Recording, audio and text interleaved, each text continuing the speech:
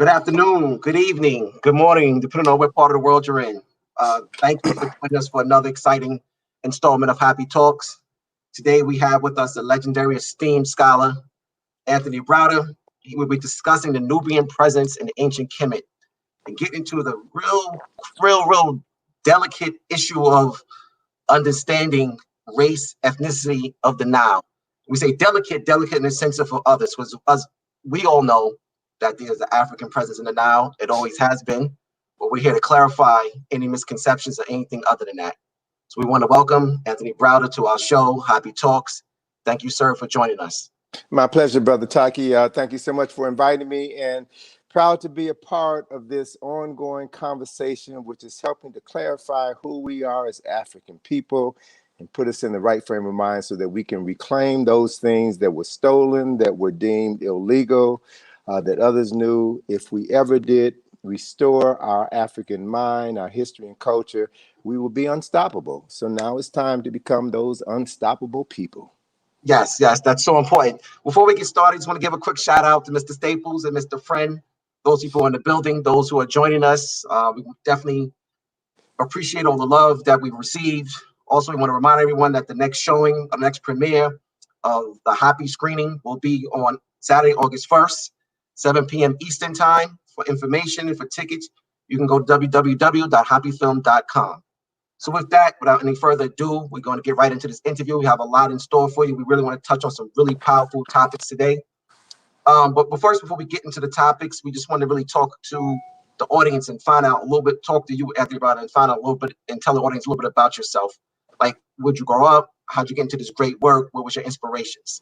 All right. Well, I grew up in Chicago, and it would be exactly 69 years ago tomorrow. Okay. Well, happy early birthday. Thank you very much. I was born and raised on the west side of Chicago and attended predominantly Black schools throughout most of my life, with the exception of my 4 years of high school and first year of college. And I left Chicago in 1971 to attend Howard University. And I've lived in the DC area since then, 49 years living here in the DC area. So my major in college was graphic design and advertising. I had aspirations of being an architect, but I found some aspects of that a little bit challenging. So when I transferred to Howard, I changed my major to graphic design and advertising.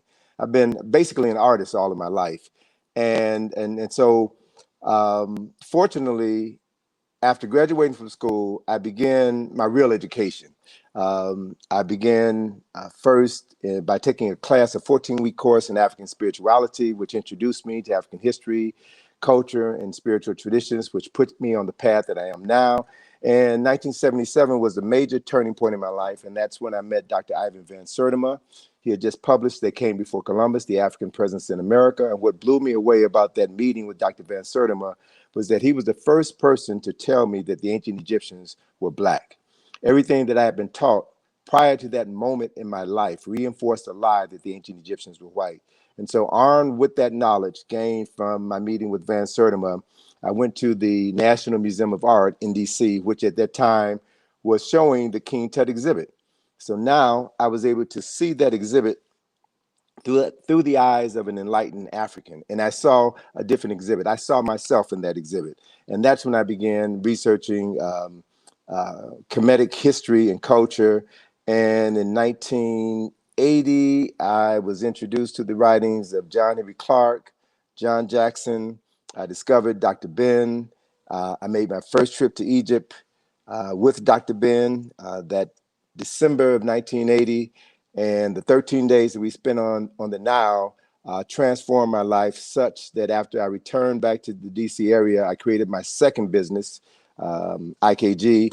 And it was that business that I used as a vehicle to use my design skills, my graphic skills, to now impart information about what I was learning about the true history of African people. So I've been doing this work for about 43 years. And I wound up closing my graphic design business in 1987, focused all my energies into IKG. And I can say with a great sense of pride that I've been self-employed for 41 years. So being self-employed has allowed me to do what I love to do, to earn enough money to travel, to write, to research, and to share my findings with others. And I have began doing study tours to Egypt in 1987, began our excavations in Egypt on the west side of Luxor in 2008. So we're going into our 13th year with the ASA Restoration Project.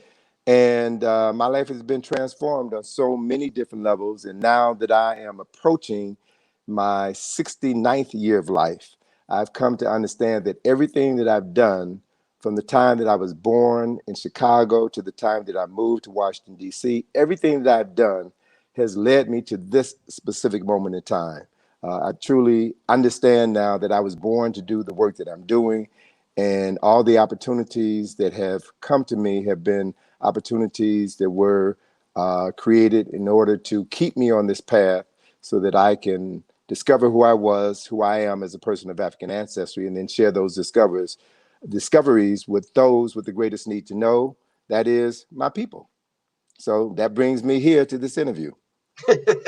Thank you. I'm just still stuck on 1977. Damn, that's a long time ago. And, for me, I was born in 74. So I'm like 1977. And you met Van Sertima. Where was that meeting? Oh, Van Sertima spoke at Georgetown Law School. He had just published, it was February the 21st, 1977. He had just wrote They Came Before Columbus. He was doing a presentation. I had never heard of Van Sertima, but I was spellbound by his presentation. And, Dr. Van Sertima was a heck of a speaker, very dynamic intellect. And his images that he showed about the Olmecs and their presence in the Americas was so mind-boggling. But then when he said that they were Egyptian and they were African, they were from Egypt, they were from the Nile Valley, and they were African, and that just freed my mind and just undid the 26 years of miseducation that had constituted my formal educational process and put me on the path where I began to learn all of those things that I was not taught in school. Van Sertima opened my eyes to what I refer to as forbidden knowledge that has intentionally been withheld from us in order to keep us looking to our former enslavers, our former colonizers, as the only path to intelligence and salvation. I know now, deep within my soul, that is a lie, and that it's my responsibility to help enlighten as many brothers and sisters as possible so that we can begin becoming our authentic selves. Okay, wow. And with that kind of opens the door for the next question.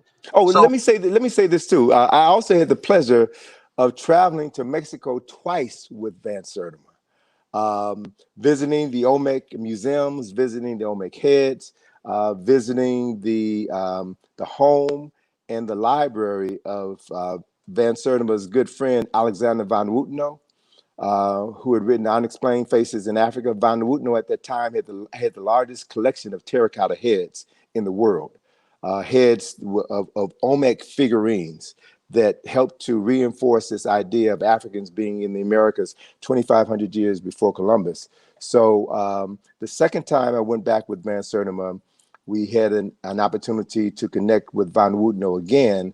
And this time Van Wouteno had just returned from his native land of Germany. He was originally a diplomat from Germany.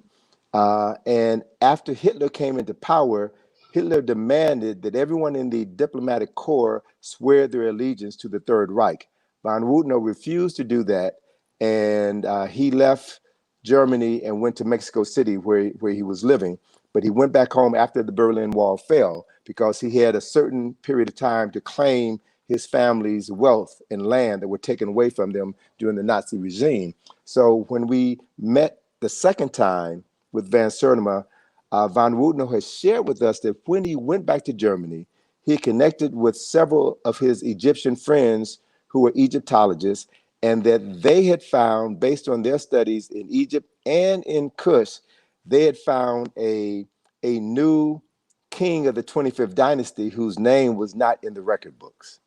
So there's so much information about our history, our culture that Europeans have.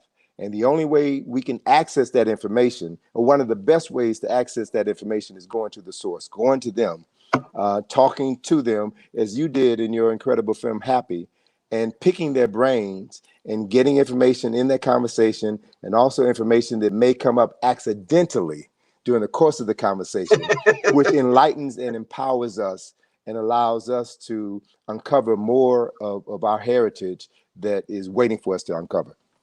You know, it's amazing you say that, because essentially that's what occurred in a lot of those discussions, was things came up by accident. I think going back on it now, when they see it, they may be like, damn, I shouldn't have said that. But because That's all right. we were getting to the side conversations when the camera wasn't rolling, just about certain topics, and you can see what certain things were kind of, again, I'm gonna use this word, delicate for them. It made them feel sort of uncomfortable about just declaring, race. And one of the things we really wanted to kind of discuss today when we talk about race in the now and the Nubian presence is, things like this. National Geographic put this out years ago. Right. And, talks about the what they refer to as the Black Pharaohs. And when they publish information like that, it gives credence or notion to the fact that the other pharaohs were not. Exactly. And that is a tremendous problem when they look at the 25th dynasty as being a conquering empire, and something very foreign to the overall fabric of ancient Kemet. So we really wanted to kind of talk about that. But before we get into that topic, you mentioned Van Sertima and the special relationship you had with him. Are there any other mentors in terms of like the African, the elders, the ancestors now that you were closely connected to? Well, I was blessed to have interacted with all of our major scholars.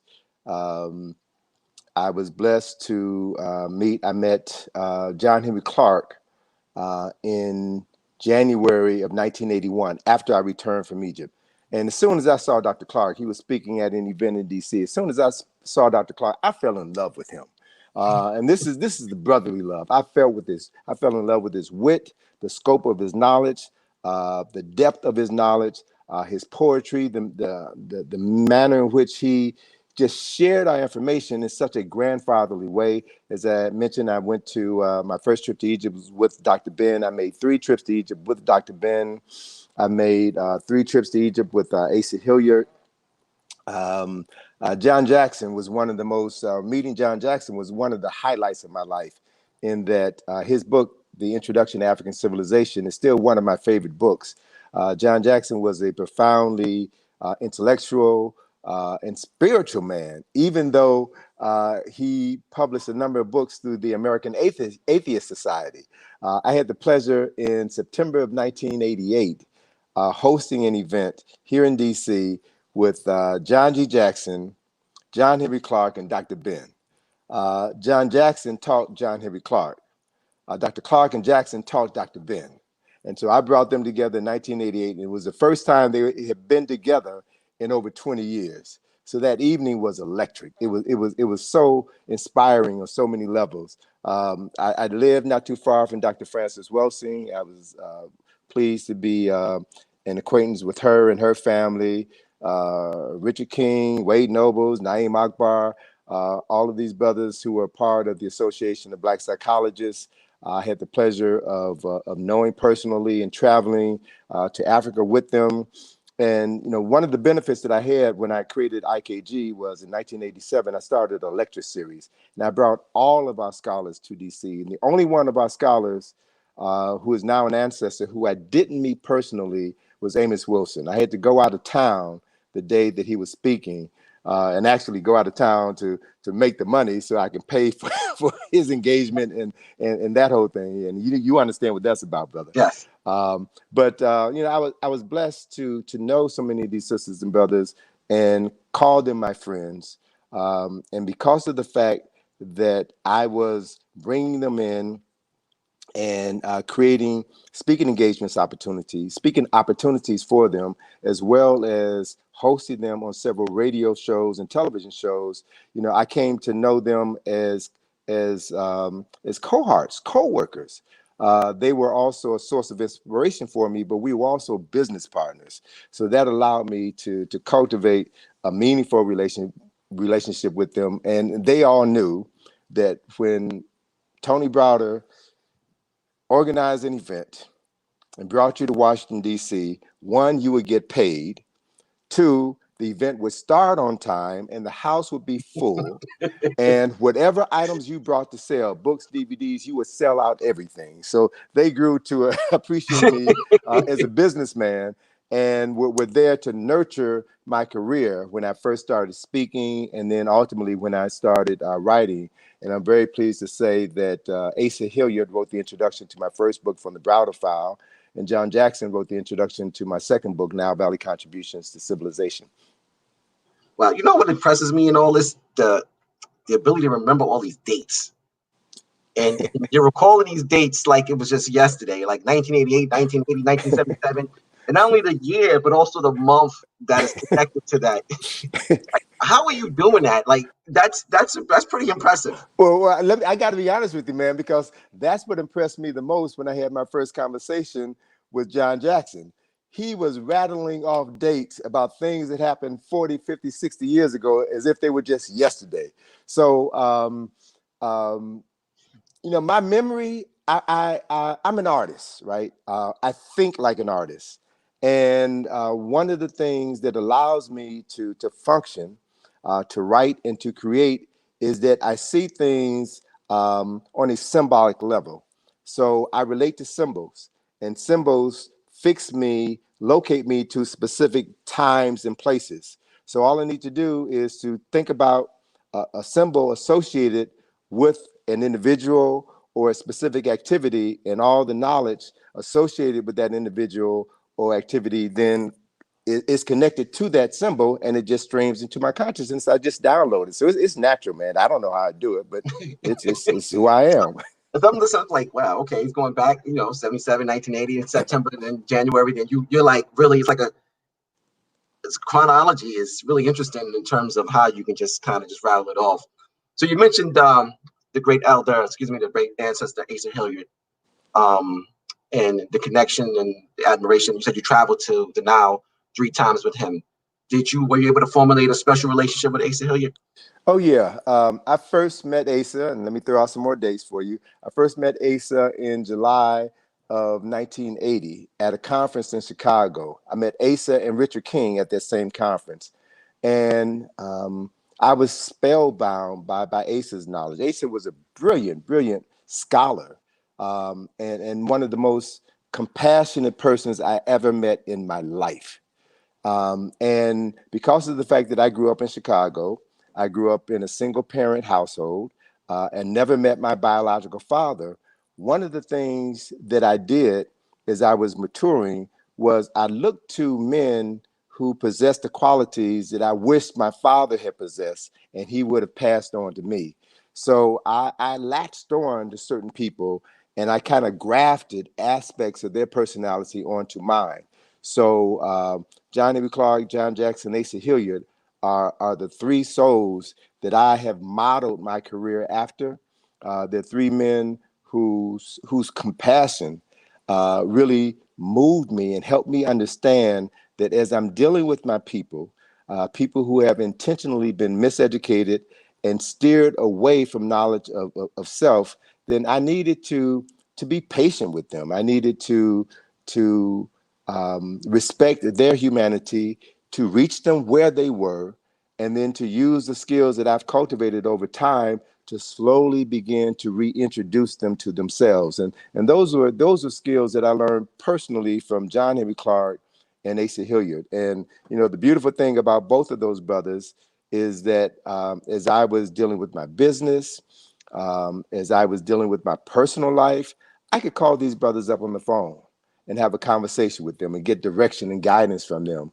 So yeah, that's really what encountering those brothers has done for me. And as a consequence, I know how I felt being in the presence of someone that I loved and someone that I admired, and how much time they took just to talk to me person to person. And so I remember how I felt having that relationship. And so that's the same quality of relationship that I strive to have with others, people who call me or people that I may meet at an event.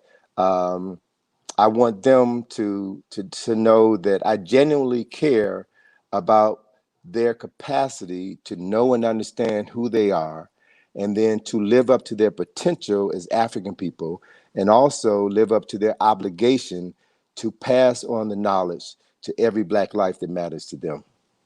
Wow. Two things first come to mind immediately is one, and this is kind of a sidebar from where the discussion is going, but it's so important and so relevant to some of the things that go on today. And that is, you're such an accomplished person, and you mentioned, growing up in a single family home. We know the statistics in terms of young Black men or young children, Black men, excuse me, boys and girls, Yes, who have been plagued by that problem, and as a result, they may go in the wrong direction. What advice, would you give to parents that have that situation, like the mothers who, even fathers who are raising kids in single homes, and the children, young girls, young boys? What advice would you give them to not go in the wrong direction and really, really kind of get their life together and use other models as inspirations? sure. Well, I'll share this information based on my own personal experiences as a child who grew up in a single parent household, and watched my mother work hard to improve her quality of life. My mother set the standard of excellence for me. She taught me to value education. My mother was the first African American to work at NBC News in Chicago. She started off as a secretary, and throughout her career, she rose through the ranks to where she was ultimately working in the news department, writing the news, hiring other newscasters. And at a time when the broadcasters went on strike, she actually did the news. Wow. So to be down at the television station with my mom as a teenager, and to be in this environment, and to see behind the screen, to see that, oh, this is really simple. Television glorifies these individuals, but I saw them as people just like you and I. So they're no different than me. And this studio environment is not an intimidating place, because it's a place where people just do their work, do what they love to do.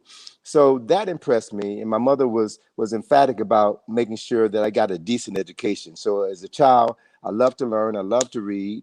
I was the first person in my family to leave Chicago, and I came to Howard University. So my mother instilled within me a sense of confidence that I was a person whose life mattered, and that I came from people whose life mattered, and I had the obligation to my family and my people. So I was able to leave Chicago, come to Howard, and then build relationships, so that ultimately, as I grew, I married and had a daughter.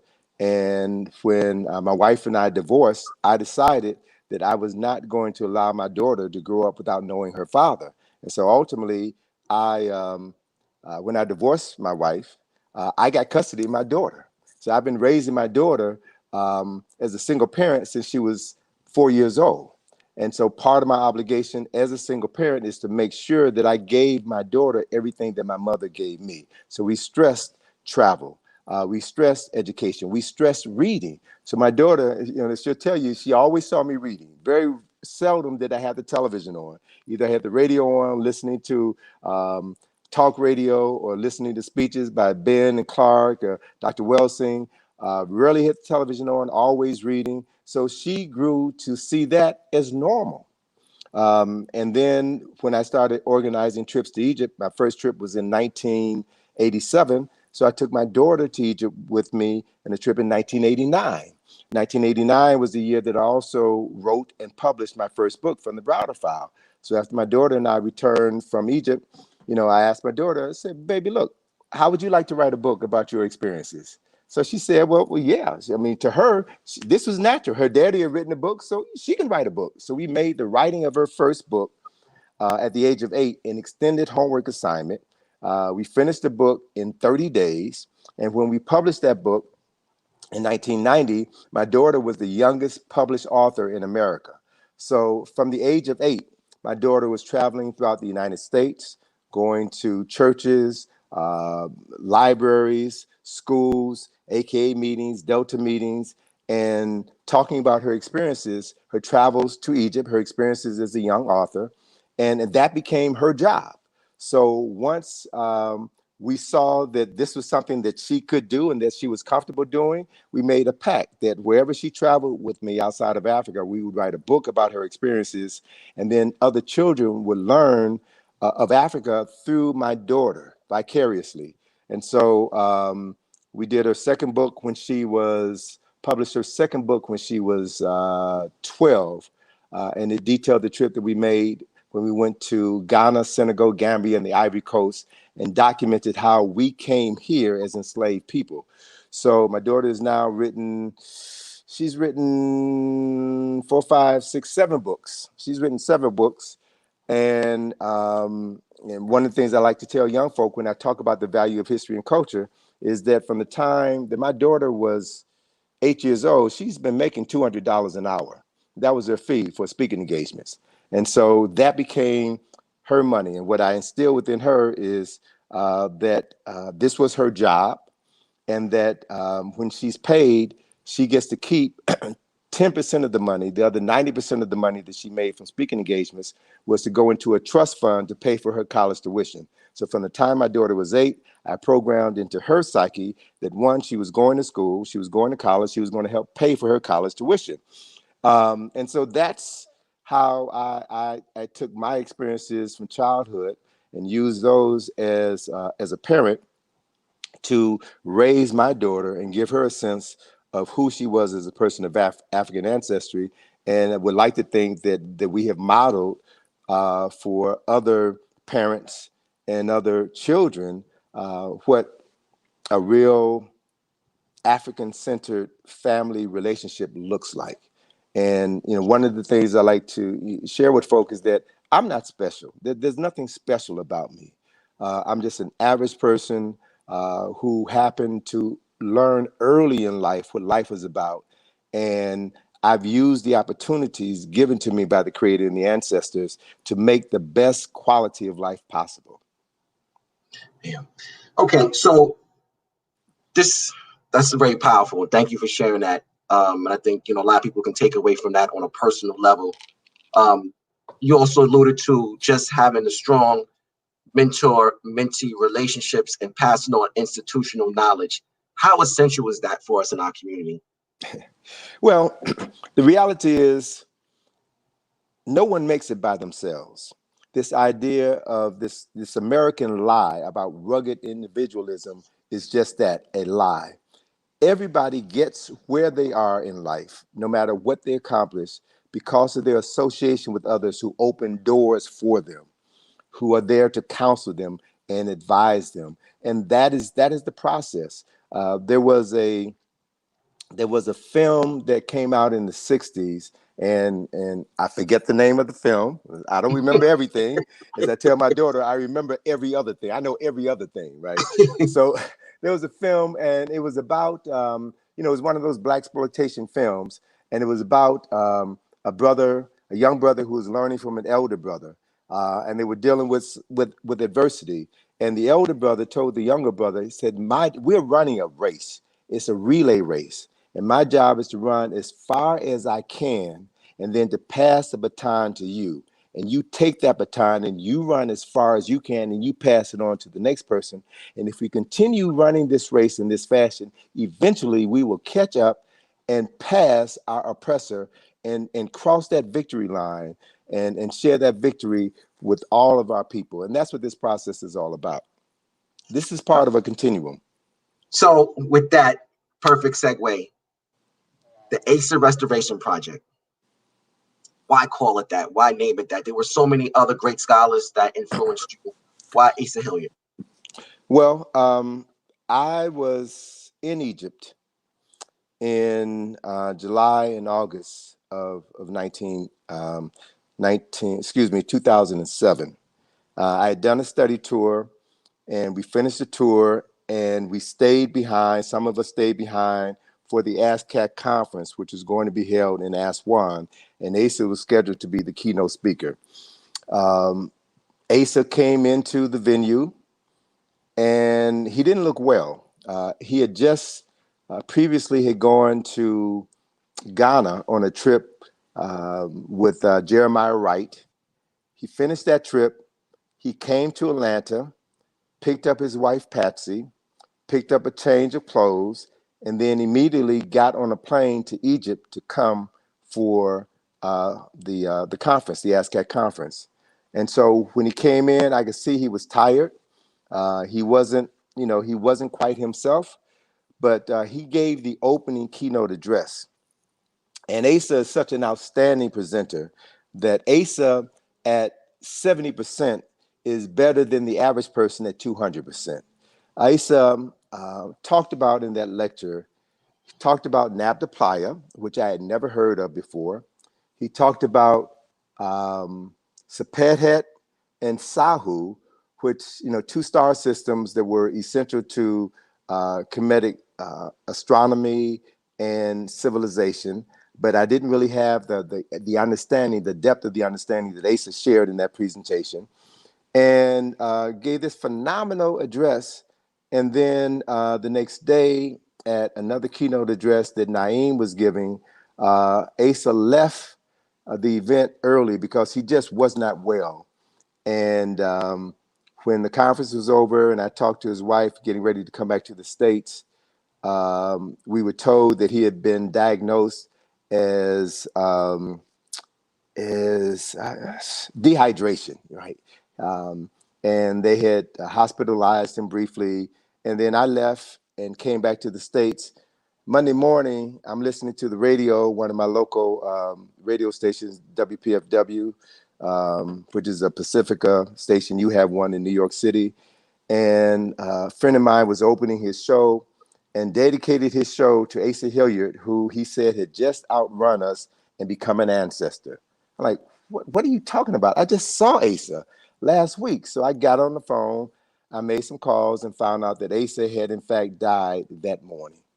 So I cried like a baby. I lost my cultural father, and I had a hole in my heart, man. I had a hole in my soul. So the following year, when I returned to Egypt on a study tour, I was given the opportunity to meet Alina Pistikova, who had just started 2 years earlier, had just started excavating two 25th dynasty tombs and had run out of money. And I was introduced to her by a mutual friend. She gave me a tour of this partially excavated tomb and talked about her life, her work. Alina is a Russian-born Egyptologist who was trained in the United States of America. She was trained by Bernard Bothmore of the Brooklyn Museum, the Brooklyn Museum. Bernard Bothmore was one of the foremost authorities on the art and history of the 25th dynasty.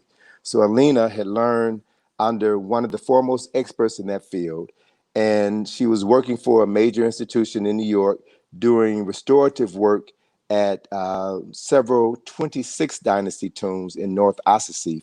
And in her spare time, she was looking for these lost tombs of South Asasif, these 25th dynasty tombs of two Kushite personalities, tombs that disappeared. And she ultimately found them. And when she went to her employer and inquired about financial support for this excavation, they denied her. They turned her down. And one of the reasons for turning her down was that they told her, these are not your people. These Kushites are not your people. You should not be interested in this. Leave this alone. But because of the fact that she was trained by one of the foremost authorities of the 25th dynasty, and she knew of these lost tombs of South Asasif and had found those tombs, she had the dedication, the devotion to her craft to pay for this excavation herself. So when I met her, she had quit her job. She used her own funds to pay for the excavation. And when she ran out of money, she used her 401k. When she maxed out her 401k, she used her credit cards. When she maxed out her credit cards, she started using her daughter's college fund to pay for the excavation. Now, at that time, The excavation was costing about $10,000 a month, $40,000 over the course of the year. And after 2 years, she had spent $80,000 and was still just scratching the surface and was on the verge of walking away from this project. So I felt her spirit. I knew that she was sincere. And as I walked through this partially excavated tomb, I could hear John Henry Clark whispering in one ear, "Tony, you need to move on this." I could hear Asa whispering in the other ear, "Browder, go ahead now. You can step up. You can take this on. You can take this on." So I told Alina that I would be her Carnovan. I would be her Carnovan. And Carnovan, for those who don't know, Carnovan was the man who financed Howard Carter, and Howard Carter was the man who found King Tut's tomb in 1922. So I kind of created this framework for, I figured, I had written several books and I'm somewhat popular. And so if I asked people, created an organization, a nonprofit organization, and asked people to contribute $10 a month, if I had 400 people contribute $10 a month, I would have the funds to underwrite this excavation. And so as I thought about this whole process, this program, I said, and I was still feeling the pain from the loss of Asa. So I said, well, I want to dedicate this project to Asa. And we're on the west bank of Luxor. We're in an area known as South Asasif. The Asasif Mountains is the mountain range that separates the Valley of the Kings from the Valley of the Queens and the Valley of the Nobles. So I looked at the spelling of that mountain range, Asasif, Asasif, Asa. So I decided, call it the Asa Restoration Project, which is an acronym which stands for the ACG Hilliard South Asasif Restoration Project.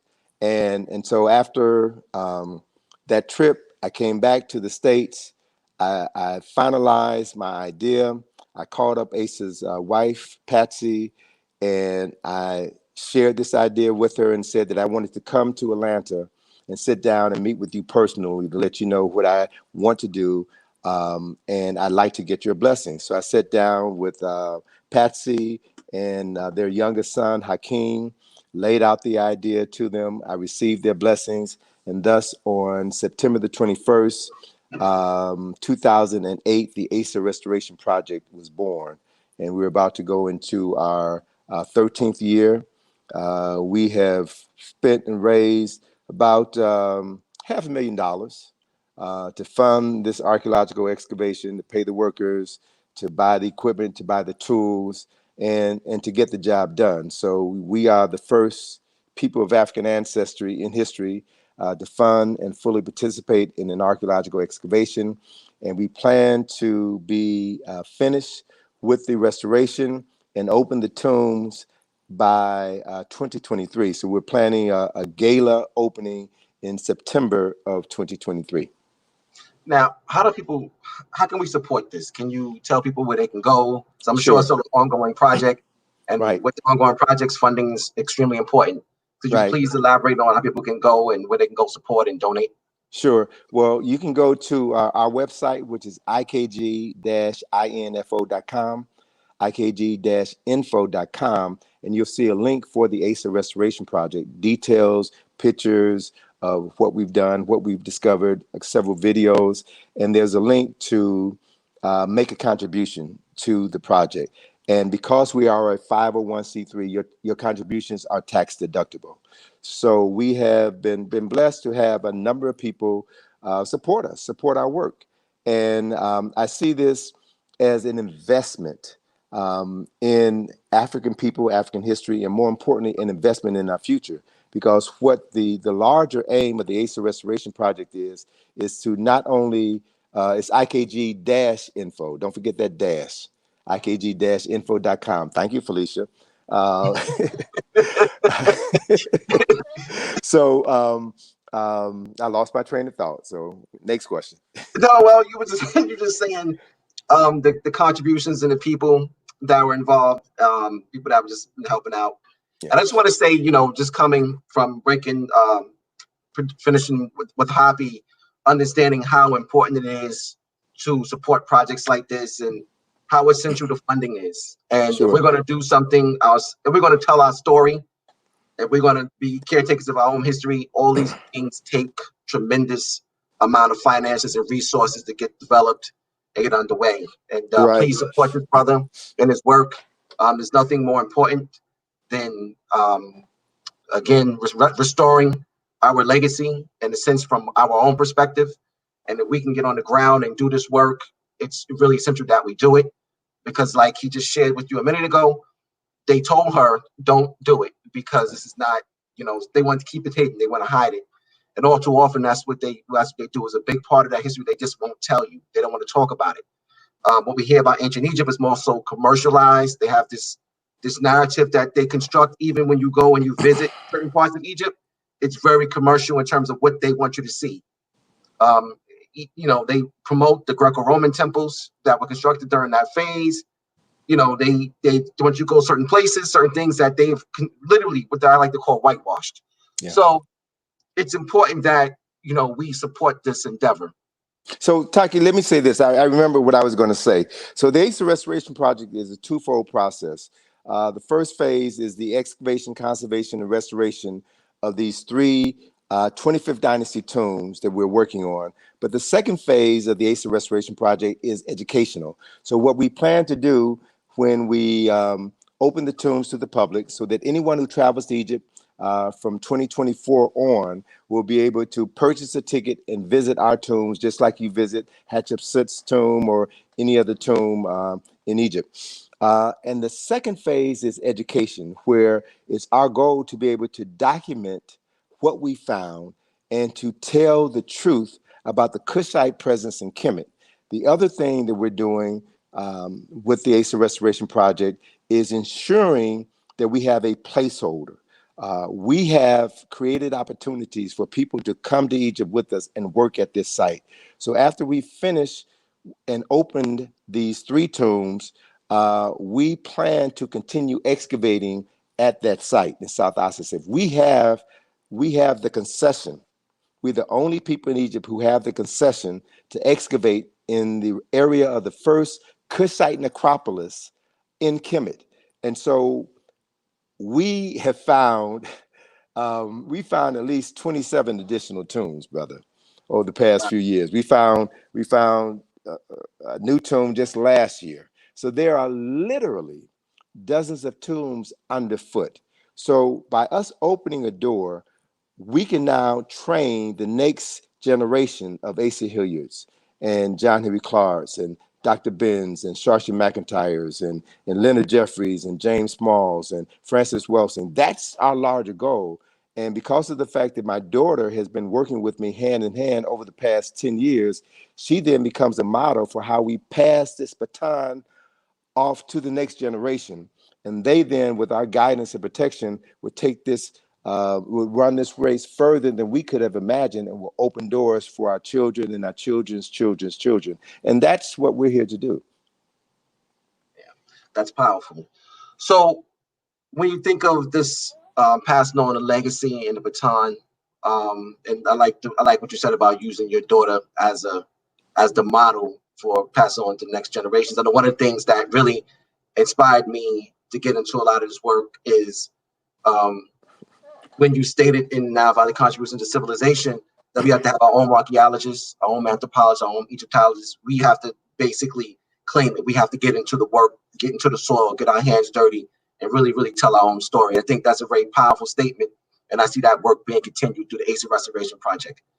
So with that, we want to kind of move into you talked about these 27 tombs in that area, correct? Yes. Mm-hmm. Okay. And you mentioned them as being Kushite tombs. We just want to the question is, can you please clarify the distinction between the African presence and the Nubian presence in ancient Egypt? Okay. Well, the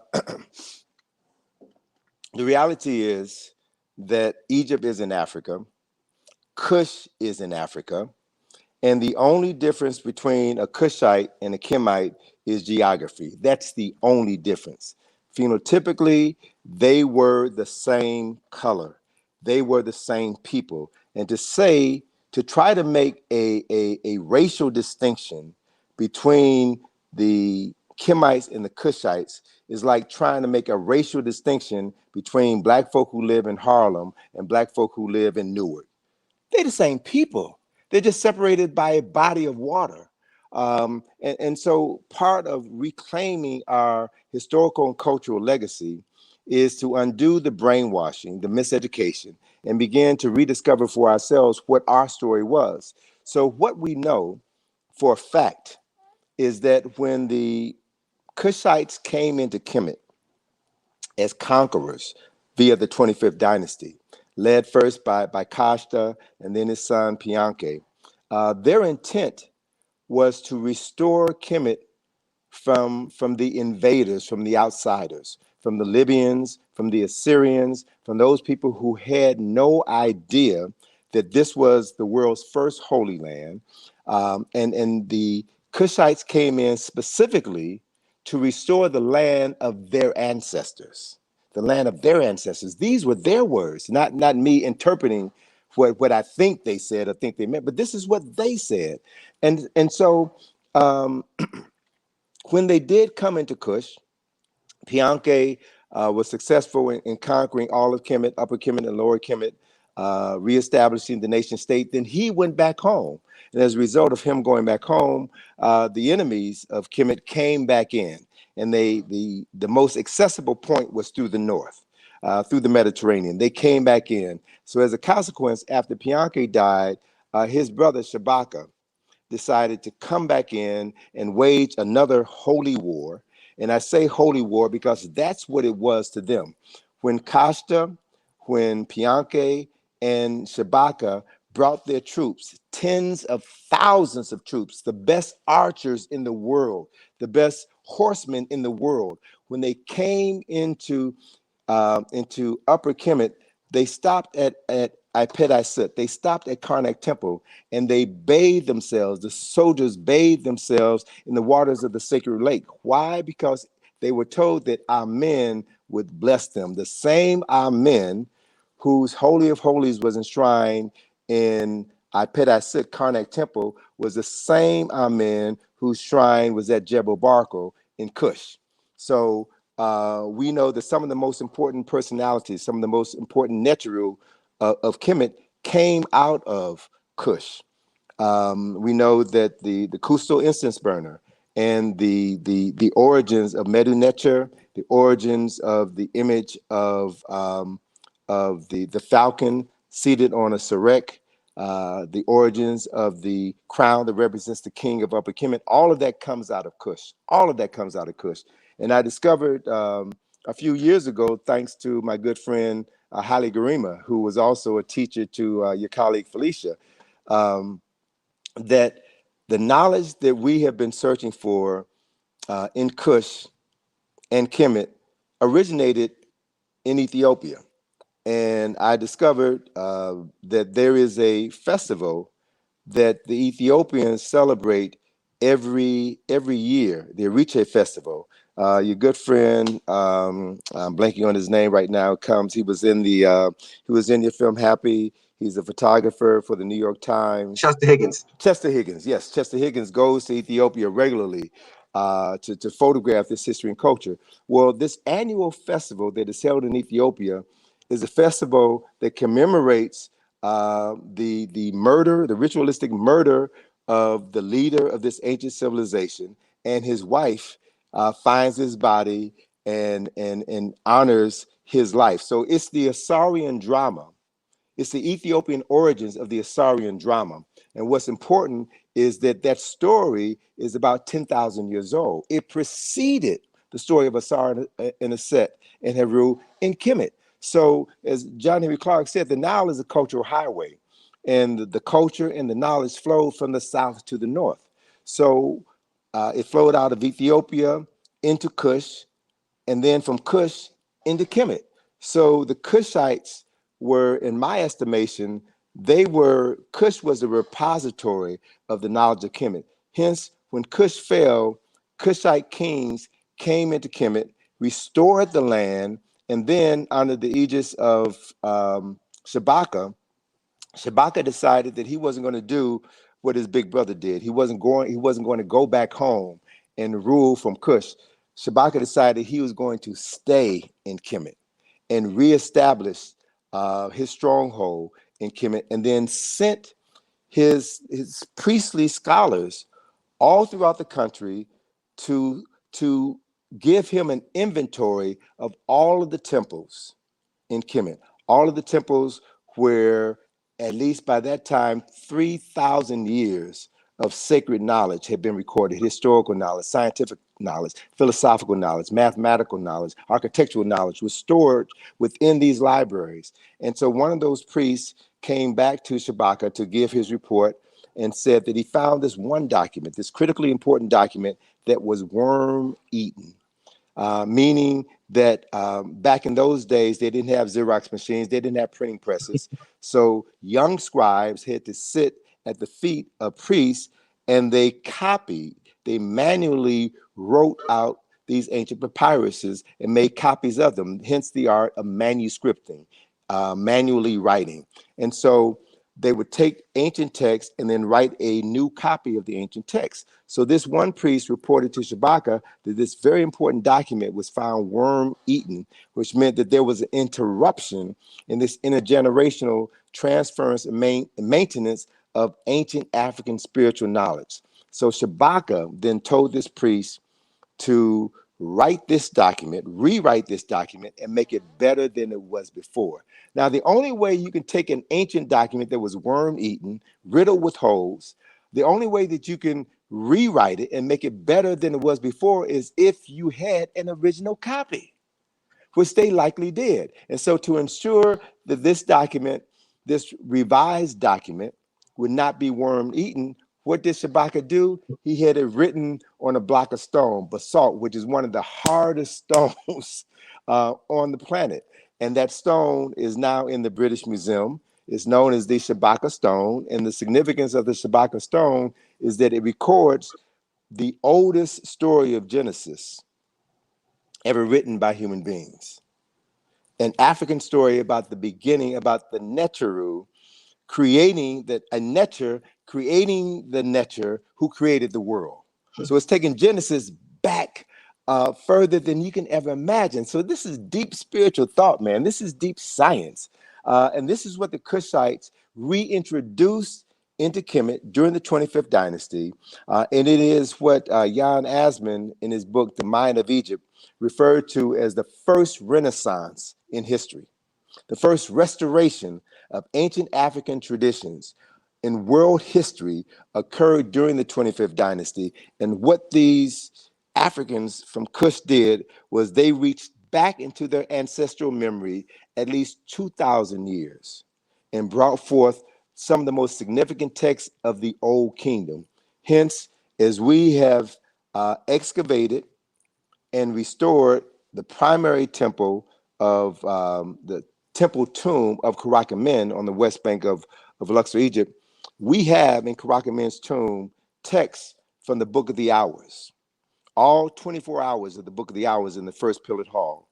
We have inscribed on the walls texts from over 87 chapters of the Book of Coming Forth by Day in the first pillared hall and the second pillared hall.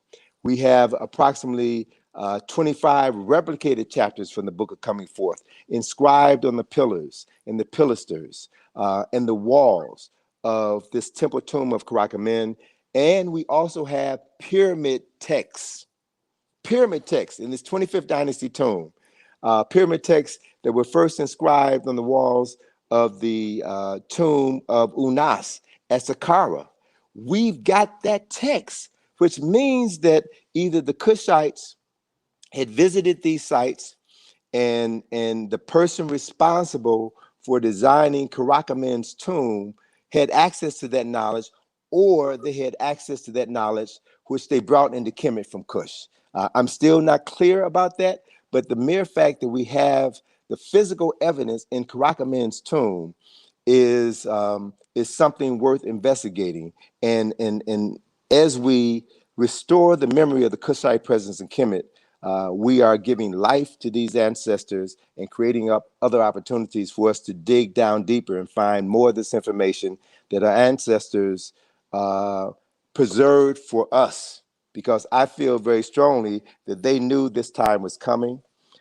They knew that we would have access to this information, and they waited until the time was right, until the people were in place to allow this information to be excavated and then shared with the world. Powerful.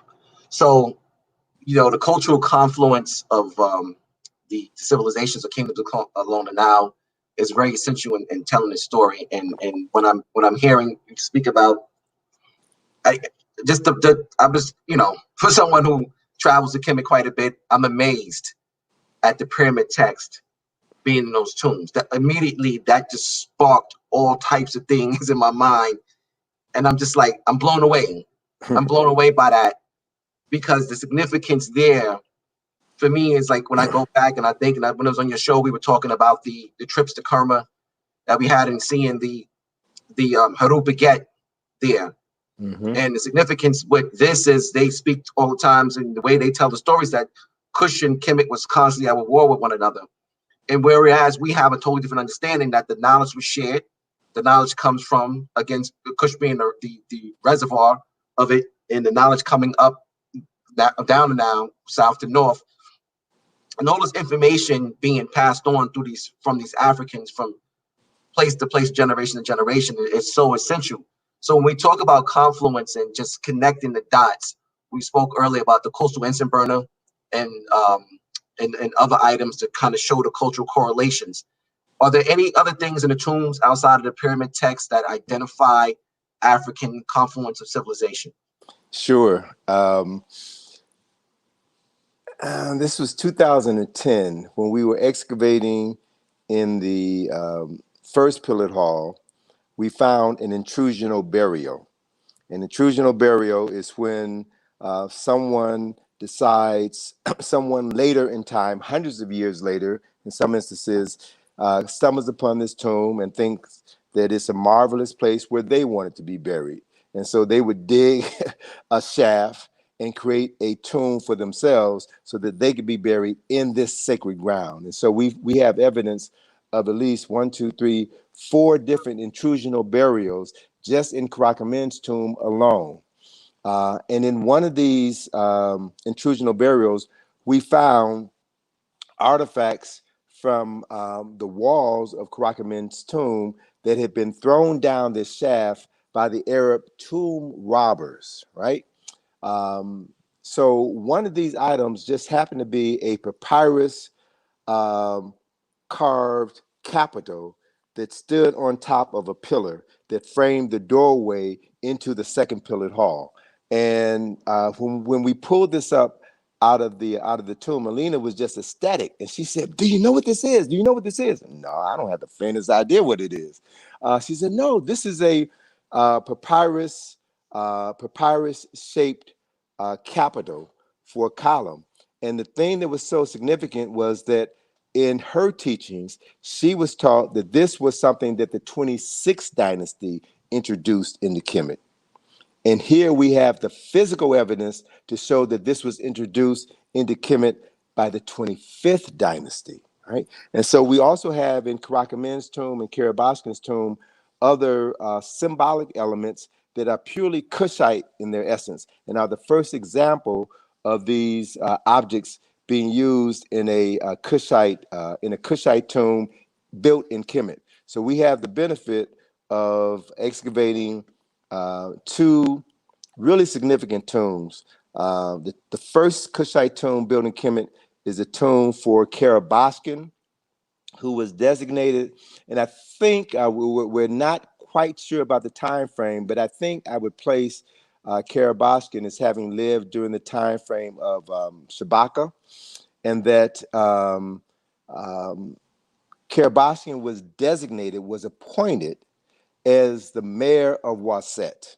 All right. So these positions were usually positions that were given to high-ranking members of the royal court, who in many instances happened to be family members of the royal family. So Karabashkin was given the appointment as the mayor of Waset, and because of the fact that Karabashkin was also an architect, he was responsible for overseeing the restoration of Waset, or which is now known as Luxor and Karnak, where two of some of the most significant temples in Kemet can be found, Ipet-Iset or Karnak Temple and Luxor Temple. So it was Karabashkin who was responsible for restoring these two grand temples and also restoring the Avenue of the Sphinxes, which is an avenue of, I think, 1.7 miles that connects these two temples, an avenue of 1,350 sphinxes with 725 on each side of this avenue. And this served as the procession way for the Opet Festival, which was the most significant festival in all of Kemet. So what we can now say with clarity, crystal clarity, that it was this African from Kush, Karabashkin, who was responsible for rebuilding these two temples, restoring these temples, and then making it possible for Karakamen, who was a priest of Amen. And based on what we know from excavating Karabashkin, what we know is that Karabashkin, along with his brother Nesamenepet, were both priests of Amen at Ipet-Iset Karnak Temple. And we, based on the evidence that we have been able to uncover thus far, we can say that one of Karakamen's responsibilities was to lead the morning processions down the central axis of Karnak Temple into the Holy of Holies, where the spirit of Amen, Amen is the unseen presence of the Creator, resided. And it was his job every morning, leading this procession, to say the words, to evoke the presence of the unseen presence of God into his Holy of Holies, so that the spirit of Amen could literally inspire the 83,000 men and women who worked inside Karnak Temple, which is the largest temple complex on earth, right? And there's another artifact that we discovered just recently that was brought to our attention. And you've been to the NUBIAN Museum before in Luxor, right? Yes. And one of the most beautiful statues in the NUBIAN Museum is a statue that's about 2 feet high. It's a rose-granite statue of this Nubian brother wearing. He's got a bald head. He's wearing a short kilt, and he has an ankh necklace. Right. His name is Her-M Aket. Right. Her-M Aket. And what we have recently discovered, based on excavations that were done at Karnak Temple, is that Her-M Aket was the chief priest at Karnak Temple, and he was the baby brother of Karakamen and Nesamenepet.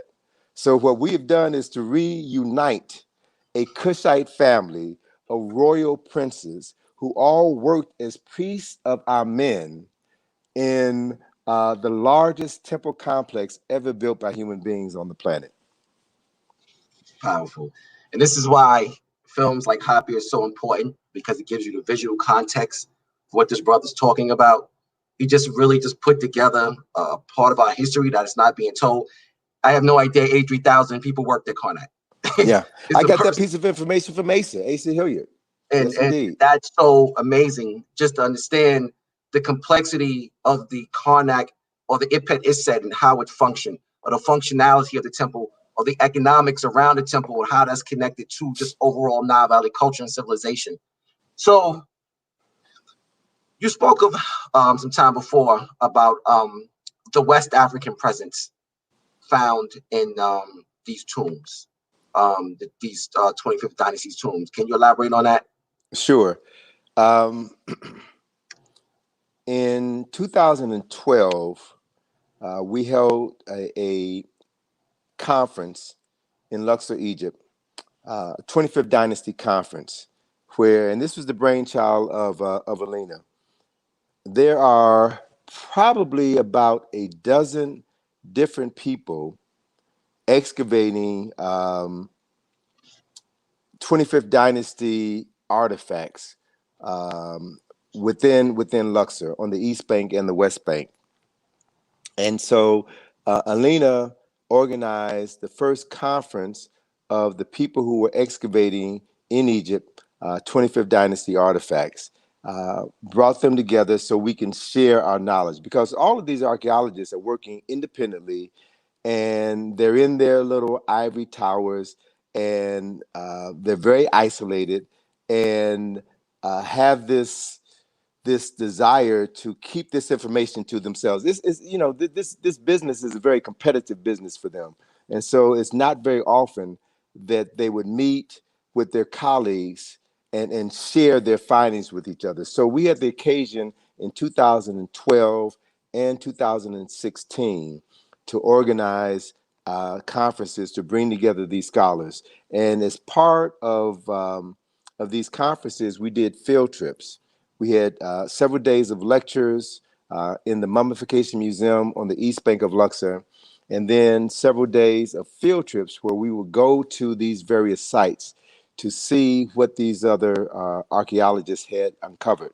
And it just so happened that on the 2016 conference, on September the 28th, and I will never forget this date, brother, September 28th, 2016, I went on a field trip, and I started not to go. I was tired. It had been a long day. But a couple of folk who work on our excavation mission told me, Tony, you need to go on this particular field trip. You need to see this tomb. And so I said, all right, I trust them. I trust their knowledge. And if they said that there's something there that I need to see, then I'm going to go. So I signed up and visited two 25th Dynasty tombs that are in North Asasif. North Asasif is in the proximity of Hatshepsut's temple. And in both of these tombs, I saw, as the only Black person there, actually it was myself and my colleague, Darren, we're the only Black people there, taking the tour with a group of maybe 35 other people. I'm looking around, identifying everything, questioning everything. And I happened to look up on the ceiling of these two 25th Dynasty tombs, and I saw the Sankofa symbol, the Akoma Sankofa symbol. And this just rocked my world, because one of the concepts that's used quite frequently in Egyptian archaeology is the term archaism. And archaism refers to people in contemporary times revising artistic styles from an older generation, right? So we see examples of that in Karakamin's tomb when they copy passages from the Book of Coming Forth by Day, when they copy passages of the pyramid text. But what they did was they amplified or expanded this knowledge. So they engaged in acts of Sankofa, symbolically going back and getting the best of the knowledge of their ancestors and then reinterpreting that knowledge today. But seeing these symbols made me aware of something that Sheikh Anta Diop had written about and talked about frequently, and that is the migration of African people and knowledge from the upper Nile to the lower Nile, from Kush into Kemet, and then ultimately from the Nile River Valley to the Niger River Valley. So there is a book written by a colleague of Sheikh Anta Diop, a book entitled Paths from the Nile, written by a Senegalese brother by the name of Abubakar Lam. And in this book, he shares documentation that lists 6 migrations out of the Nile River Valley into the Niger River Valley. And so what we are now beginning to become aware of is that, yes, Africans along the Nile migrated from the north to the south, from the south to the north, transported goods and services and information, but they also used a series of lakes that have since dried up to migrate from the east to the west. And they brought their cargo of knowledge from the Nile River Valley to the Niger River Valley. So I'm actually writing a paper on this that is going to be incorporated in a catalog for a new exhibition that we opened last year in the Luxor Museum that showcases 104 artifacts that we've excavated over the past decade or so. And so I'm going to be documenting that information, and I'll share this with you. At first, I thought that this was exclusive to these two 25th Dynasty tombs. And then I uncovered a similar drawing in an 18th Dynasty tomb.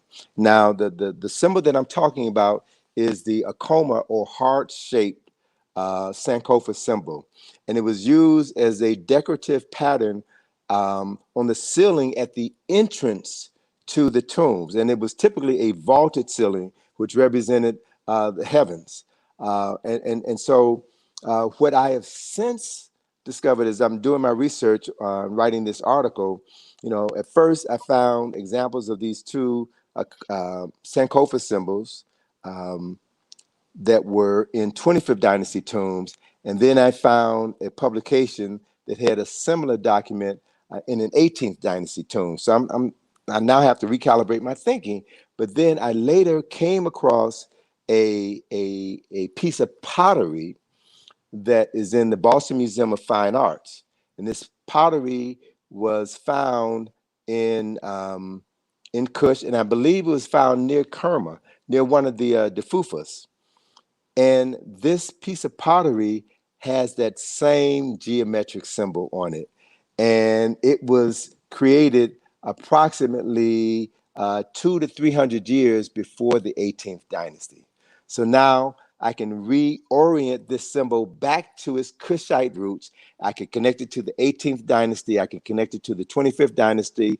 And then I'm working on making the connections of the migration of this knowledge, along with other artistic symbols that were ultimately used in West Africa, among the Akan. Other aspects of Kemetic knowledge can be found among the Yoruba, among the Wolof, and among the Dogon. And we know that, since then, these Kemetic symbols, Kushite symbols, have been replicated in cities all around the world. So one of my skills, one of my strong points as an artist, is to be able to identify symbols, identify their origins, how they may have differed during different points in time in history, and their migration from one place to another. So this is very exciting, and I'm quite certain that this discovery is going to lead to other discoveries that I'm not even conscious of. Powerful. So again, the cultural confluence of just African civilization, and I'll share this. One of the inspirations on the making of HAPI was to catalog and detail the migrations of people along the continent, not just north to south, as you stated, but also east to west, because that's a big part that we're not being told. And those river systems that were there that connected the Nile to the Niger, so forth and so on, were used particularly during the rainy seasons as transportation mechanisms. And one of the things when we speak of again in the film, just showing visually the Aquaba and the Ankh, and speaking in terms of linguistics, showing the connections between the Yoruba and the Wolof to the Meta Nature, it was so important. And these are things that we really have to understand and see. So now we have another element that's being introduced to us. And I wish I'd have known this prior to doing it, because I would have loved to have shown the Ndinkra symbol in the tomb and connected that, into HAPI. But this is just overall how it is. For those who haven't seen it, it's a great opportunity to go get your tickets and make sure you see this stuff, because we really get into, again, the spirit of cultural confluence, meaning just these African people being one people, east, west, north, south, within the continent, sharing this flow of information. With that, just understanding just how this flow of knowledge, you stated this, you talked about a place that's very significant earlier, you mentioned it. And I just want to get in a little bit more detail about this place, and that is Nabta Playa.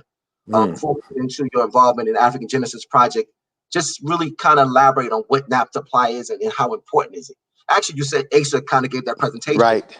First person you heard about it from, and that's really significant. But really want to get into this Nabta Playa thing. Sure. And that was August the 7th of 2000 and 2007. Asa talked to Nabta Playa, and he showed some images. Nabta Playa is the world's oldest astroarchaeological calendar. It is a series of stones that are placed in a circle, and inside of the stone, inside of the circle, you have, I think it's 3 vertical stones. And these vertical stones are used like, 2 of the vertical stones are used like the sight in a rifle in order to spot a particular item. And what has been discovered, and the thing that's interesting is that as Robert Bavall and Thomas Brophy have done a lot of research on Nabta. And Thomas Brophy is an astrophysicist, worked at NASA, and wrote a book called the calendars, the stone calendar, or the calendar stone, I forget the name. And he just spelled out the whole astronomical and mathematical significance of Nabta Playa. Nabta Playa is oriented toward the heliacal rising of the star Sepethet and the constellation of Sahu. Now, in Asa's lecture, he referenced Nabta Playa, Sepethet, and Sahu. Sepethet is the star system that we know today as Sirius, and Sahu is the constellation of 7 stars that we know today as Orion. What Asa had shared with me in an earlier lecture talking about Sahu, or Orion, and he referenced an article in National Geographic, I think around 1990. It was a cover story on the Orion Nebula. And what these texts say, what Asa has shared with us, that it's in the first star in the belt of Sahu, Orion, which is the location that was referenced in the pyramid text, in the pyramid of Unas, the pyramid of Titi, as being the precise location in the heavens where the souls go to be reborn, right? The first star in the belt of Sahu. And so in that same region, in this National Geographic article on the Orion Nebula, they say that it is in that region where they have found this cosmic birthing environment, that is in that region where there's this cosmic gas. There are stars being formed, stars being birthed. There are planets being born, and said this region is the greatest activity for birthing stars and constellations in our known galaxy, right? So Sound like the point of creation.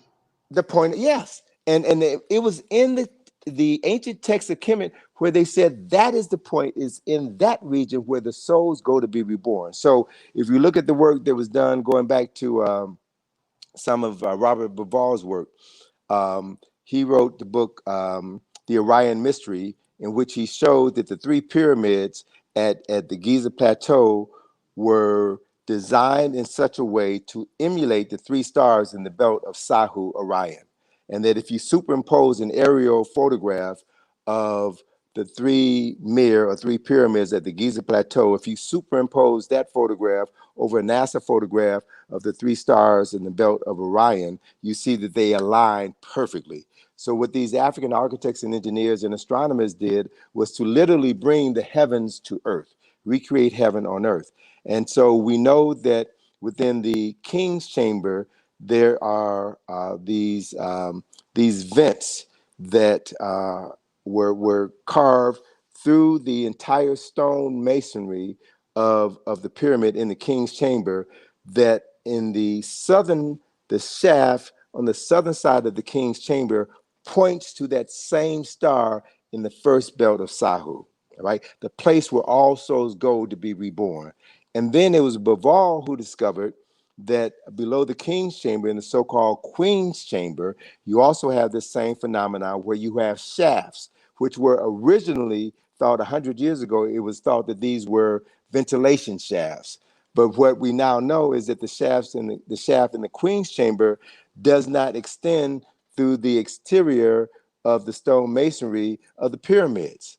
But that shaft is at an angle that points to where the star Sepethet was at the time that the pyramids at the Giza Plateau were constructed. So here you have in the king's chamber, in the king's, the shaft in the southern side of the king's room, the shaft in the southern side of the queen's room, shafts that point to Sahu and Sepethet, the two stars and star systems that were featured in the alignment, the celestial alignment of Nabta-Playa, right? So all of these are cultural reference points that probably go back 10, 15, 20,000 years, that were the foundation of the myths of Asar, Set, and Heru, because Sepethet is associated with Aset, Sahu is associated with Asar. As a matter of fact,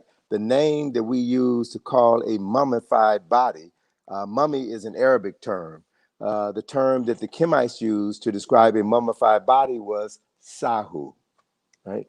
So there's so much information, brother, that we are on the verge of uncovering now. And as a result of uncovering this information, it's going to give us the ability to go back and reclaim more of our ancestral knowledge in Kemet, and then connect that ancestral knowledge to that of our ancestors in Kush, and to be able to show with definitive evidence that these are, in fact, the same people. So you just opened the door. So I'd like you to give geographical context to Nabta-Playa, because I think that's so important in terms of connecting Kemet to Kush and just the confluence of civilization. Sure. Nabta-Playa is south of Abu Simbel. So it's right near Cusco. It's not that far from Cusco. The whole story of Nabta-Playa was, as the Egyptian government was preparing to build the new Aswan High Dam in the 1960s, archaeologists and Egyptologists knew that this area was going to be flooded by what was then going to be the largest man-made lake in existence, Nubian Lake, or Nasser Lake, as it was called. And so teams of archaeologists scoured Upper Kemet and Lower Kush in order to finish excavating at areas where they thought they may find things. And that's where Keith Seal, in close proximity, the distance is probably not more than 20 or 30 miles between Nabta-Playa and Cusco. So Keith Seal found the Cusco incense burner in a grave, but yet after this finding, he never released the information. He sat on that information for 10 years until he died. And then it was one of his colleagues, Bruce Williams, who you also feature in the film HAPI. It was Bruce Williams who was responsible for bringing this incense burner out of the closet and showcasing it to the world. Van Sertima had cultivated a relationship with Bruce Williams and invited him to the Nile Valley Conference in 1984 at Morehouse College. And he talked about the Cusco incense burner. And he also talked about how he was relegated to the back door of the Oriental Institute for making this discovery public. So again, there's certain information that our oppressors have been sitting on, because they know that information will dismantle the lie about who the ancient Kemites were and who the ancient Kushites were and who the Nubians were, and show that they were all extensions of the same people. Right. And it's interesting. So in interviewing Dr. Bruce Williams for HAPI, the discussion on the incense burner and the history behind the hiding of it came up. And one of the things he would talk about, how when he would go give lectures, they would tell him, like, we don't want you to discuss this. Because again, we're and the geography is so important. So just to give some context, in ancient times, we're talking about these locations being in what you refer to today as Nubia, and what they would call Lower Nubia. It's southern Egypt today, but it would be like in Nubia. And it gives context to the whole idea, the whole understanding that civilization came from the south.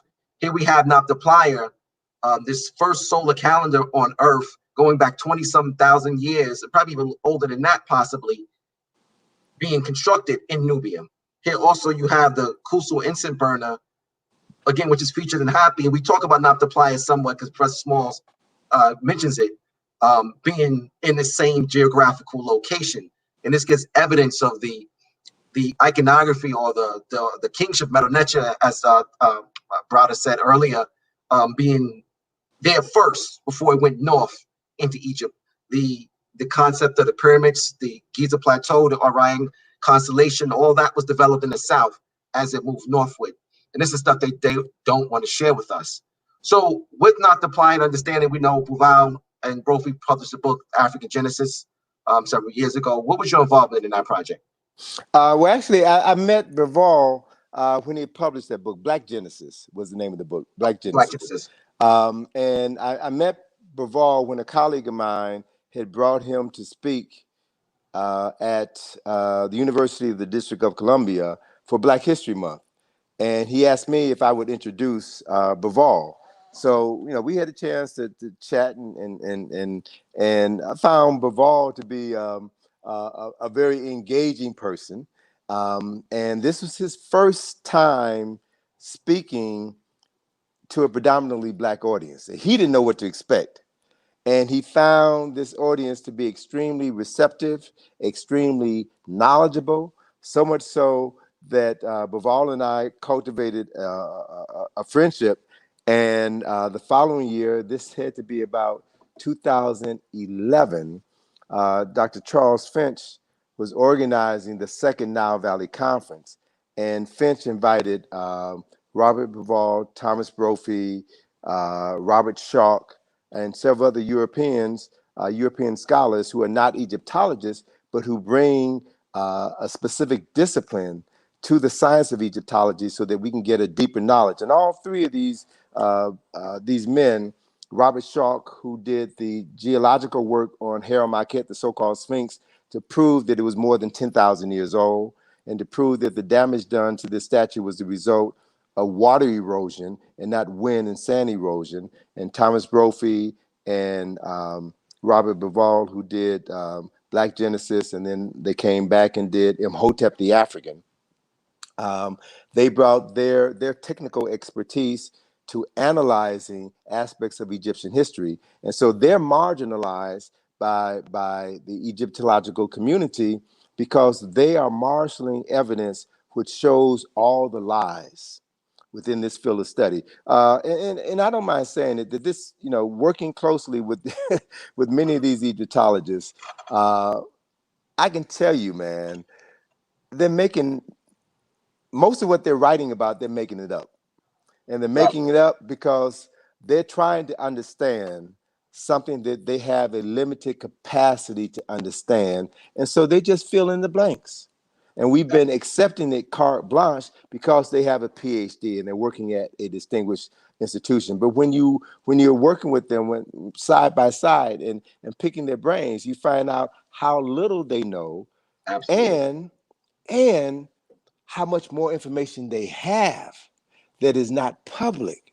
I'm telling you, brother, some of the most significant information that we need in order to truly free ourselves and remain free is in the basement of museums, is in private collections. But what I found in my decade or so working with the Ace Restoration Project and meeting some of these people and cultivating relationships with these people, they have been, as they grow comfortable with me, they have been sharing information with me about things that they have found in Sudan, excavating in Sudan, other locations in Egypt, information that is not in any book, information that adds value to the work that we're doing. So I can say with all certainty that we're moving in the right direction and time is on our side. Black Genesis, yes. Robert Buval and Thomas Brophy. So, wow. I'm just kind of blown away. And you think sometimes you got to monopoly of some things, but this is really, really powerful information. And oh, man. So you've had so many monumental works and great achievements throughout the years. This may be I want to say a hard question for you, but do you have a favorite? That's like asking a father of three children which child is his favorite. Yeah, I You know. That's know, why I said it was a difficult question. each one was my favorite when it was born. All right. And I can say this. Let me share this with you. I want to say it to put it out there, and I also want to say it so that you all can hold me accountable. Um, this year has been an extremely significant year on several levels because of COVID-19 and people sheltering in place. And we can say with no uncertainty that the world has shifted and life will never be the same. We will not return to a normal life. This thing has changed things forever. And a lot of people have lost their jobs and may never be gainfully employed again. So, to paraphrase Charles Dickens, for some, this has been the best of times and this has been the worst of times. I can say for myself personally, these past 5 months have been some of the best times for me in a decade, in that my book sales have gone through the roof. um, Now Valley Contributions to Civilization, the Browder File. I've sold more copies within the last 5 months than I've sold within the last 10 years. So there's been a resurgence in this information, but also I've come to understand that I'm selling these books that are more than 25 years old. So I made a promise to myself that starting tomorrow, which is my birthday, and for the next 435 days, I'm going on a sabbatical. That is, I'm going to step back and start working on the three books that I have in my head and get them out on paper and in print. So I've got three books that I'm going to be writing at least over the course of the next 3 years. I've got a new Browder file that's going to be coming out hopefully by the end of the year. I'm going to do the follow-up, the longer-awaited follow-up to Now Valley Contributions to Civilization. That should be out by next year. And then I've got some other pieces I'm working on. I'm going to be doing more work chronicling the work that we've been doing with the Ace of Restoration Project and all the discoveries that we've made and what those discoveries mean, man. And just to give you a sense, a taste of what I'm talking about, of what I now have become conscious of that I never really knew existed.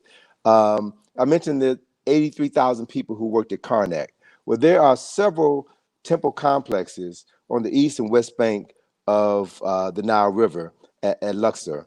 And these Kushite personalities during the 25th dynasty were responsible for rebuilding these temples and re-implementing festivals and rituals that literally restored the soul of Kemet. And so we've got the Temple of Mut, which is adjacent to Karnak Temple. And I've guesstimated that that temple, based on its size, housed approximately 15,000 people. We've got the Temple of Luxor, which is almost 2 miles south of Karnak Temple. And that temple, based on its size, probably held about 25,000 people. We've got Medina Habu, the temple built by Ramesses III, based on its size, which probably housed about 50,000 people. We have the temple of Amenhotep III, which we see the two statues, the so-called statues of Memnon, which is a Greek misnomer. But we see those two statues which stood at the entrance of the temple of Amenhotep III, which a French archaeologist is excavating. And every year she's making these incredible finds.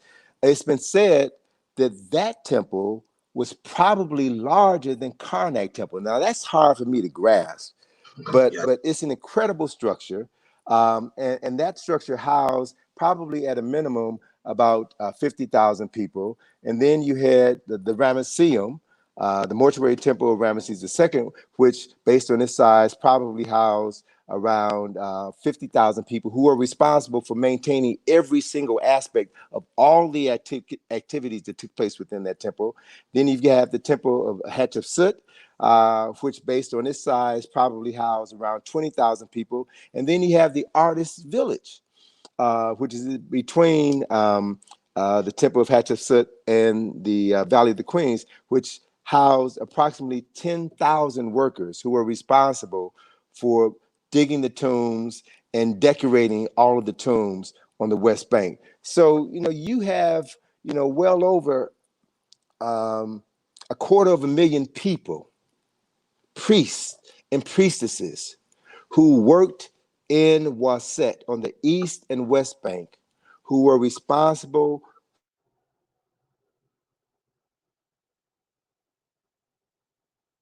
building and maintaining the largest temple complex on the planet, right? And so this is information that I've like come to understand, come to dig up over the past decade or so, and I'm now synthesizing all of this knowledge, and will be publishing it within the next 3 to 5 years, sharing this information with the world, and hopefully igniting interest in my replacements. The scholars, the archaeologists, the Egyptologists, the architects, the engineers, the artists who are going to come behind me and build on this work that we have been privileged to be able to uncover and share with our community.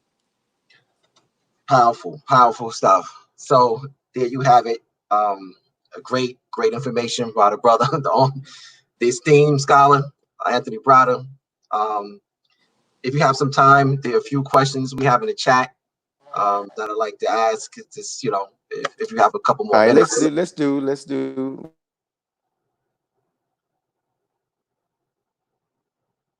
On my iPad, and someone keeps interrupting it, so I'm back. Okay, we won't hold you too long. Just the brother Quasi had a question. Okay. Is there a connection between Kush, Kemet, and other African civilization in Southern Africa? Well, based on some information that I have recently been privy to, that if Africans migrated northward down the Nile, then they could have also continued migrating southward down the Nile to the source of the White Nile. We know that there is the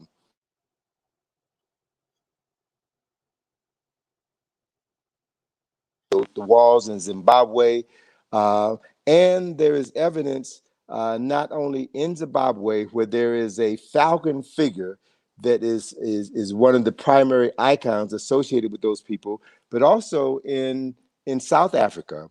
There have been a number of architectural features discovered in South Africa that, according to some, are older than architectural features in Kemet. And one of the central icons among this group of architectural or archaeological places is the falcon. So I would think that over the course of the next 20, 30 years, there'll be some brothers and sisters from Southern Africa, excavating in Southern Africa, who will unearth information that will expand our knowledge of the Nile Valley and connect all of these cultures. Your camera might be disabled. Can you see if you can enable it? Yeah. Now I'm doing this on my iPad, and I don't know how to bring it. When I hit camera, let's see here. There we go. I'm back. All right. Okay. All right. Fantastic. All right. So, like I said, I know we're short on time, so we'll make it kind of quick. The brother, someone trusts. Why were the pyramids called Mir? Well, Mir, M-I-R. Mir means the place of ascension. The place of ascension. So let's look at the Greek word pyramid.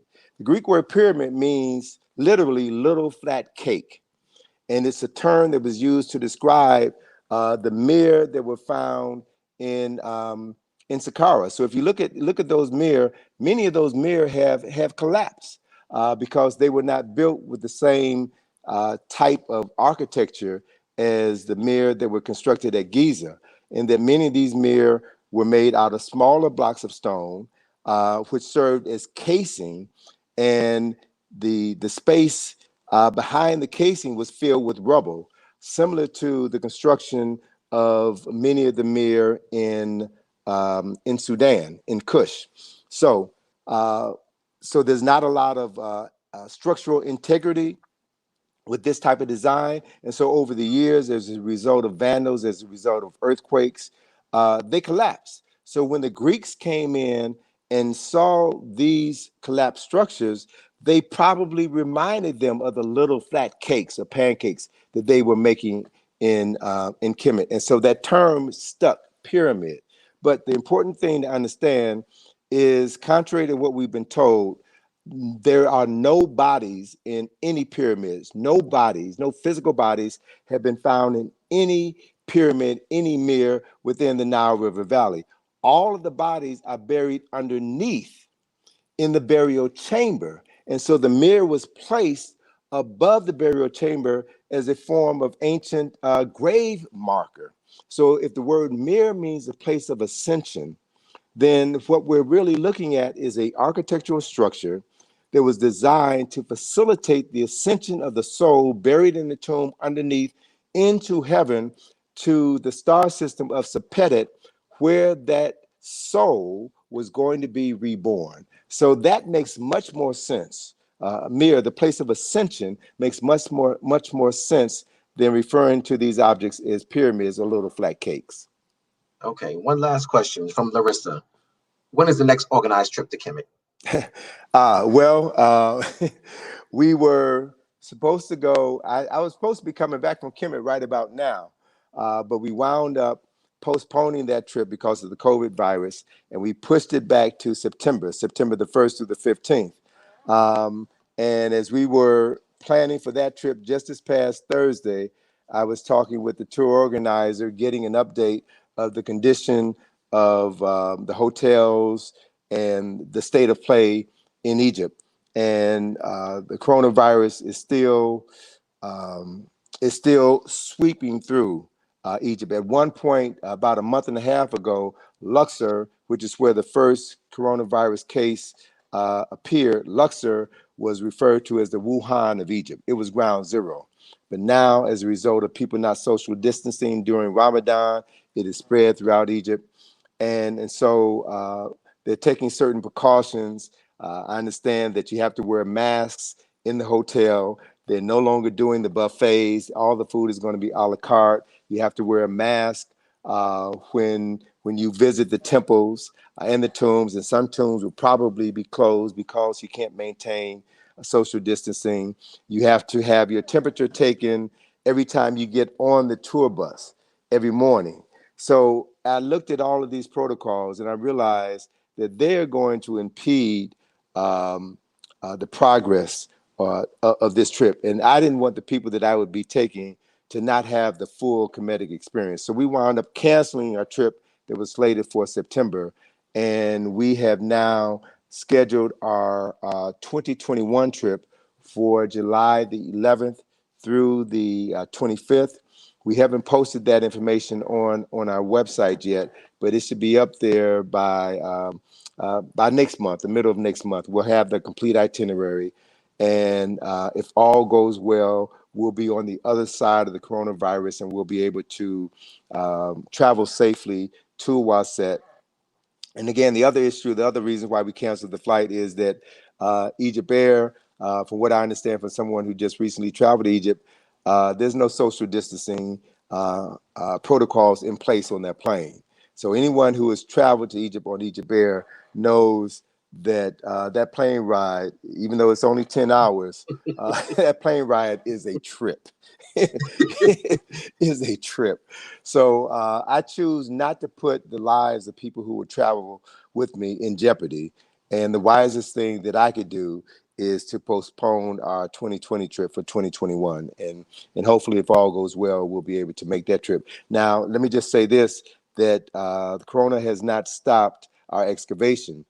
We were supposed to begin our excavation in June, but we pushed it back to September. So my colleague Alina will be going over in about 3 to 4 weeks.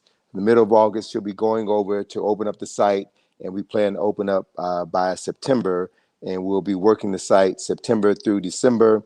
So I'll be going over sometime in the fall to do some work at the site. Great.